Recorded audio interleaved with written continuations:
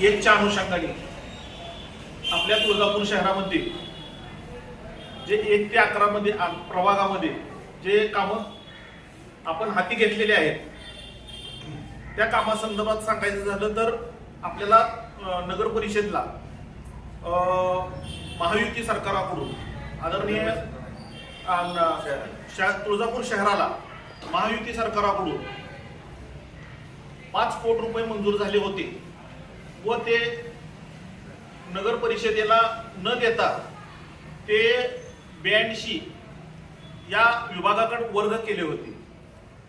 तर तुळजापूर शहरामधली आपली नगर परिषद आपण नगर परिषद सक्षम आहे। आपली नगर परिषद आणि संविधानिक पदावरती नगरसेवक आहेत, सगळे नगराध्यक्ष आहेत आणि यांच्यावर अविश्वास दाखवून जो निधी आला आहे तो निधी 82 कडे वर्ग केला आहे।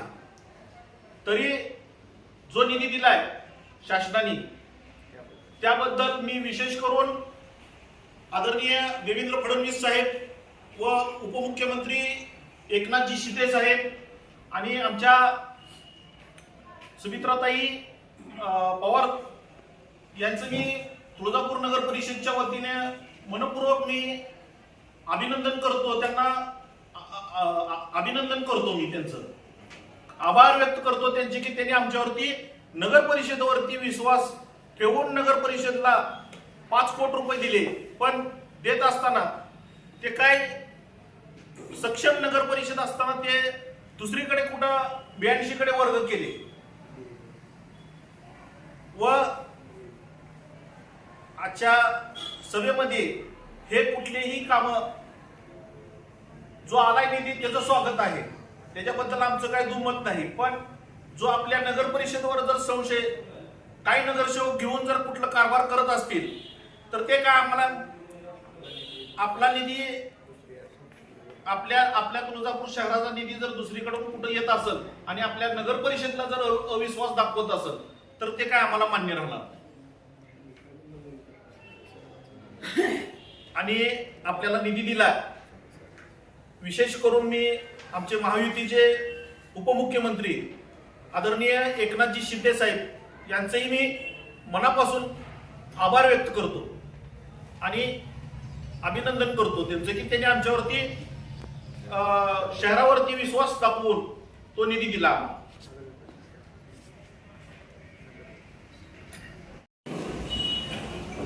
नमस्कार। सर्वप्रथम मी महाराष्ट्राचे लोकप्रिय मुख्यमंत्री आदरणीय देवेंद्रजी फडणवीस साहेब, नगरविकास खात्याचे व आपले उपमुख्यमंत्री एकनाथभाई शिंदे साहेब व राज्याच्या उपमुख्यमंत्री सुमित्राताई पवार यांचं तुळजापूर नगर परिषदेच्या वतीने व सर्व नगरपालिका नगरसेवक यांच्या वतीने आभार व्यक्त करतो। कारण की त्यांनी तुळजापूर नगर परिषदेला नगरविकास खात्याकडून विशेष तरतुदीत 5 कोटी निधी हा मंजूर केला आहे, त्याबद्दल मी त्यांचे आभार व्यक्त करतो।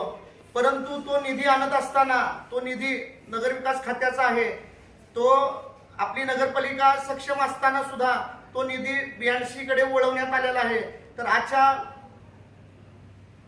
विशेष सभेमध्ये हा बहुमताने ठराव मंजूर करण्यात आला की आपला नगरपालिकेचा निधी हा नगरपालिकेमार्फत खर्च करण्यात यावा व आपली नगरपालिका सक्षम आहे तो निधी खर्च करण्यासाठी आपले